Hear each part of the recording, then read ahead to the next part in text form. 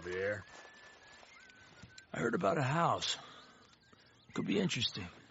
What kind of a house? I don't know. A couple fellas I heard in town, they said it was really freakish. A family local boogeymen, I guess.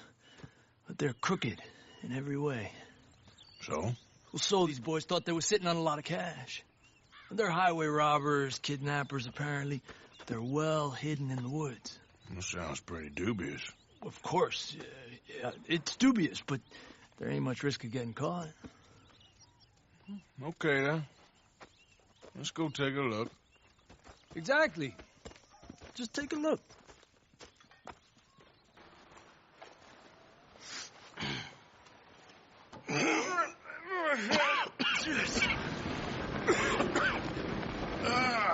Well, look what we have here.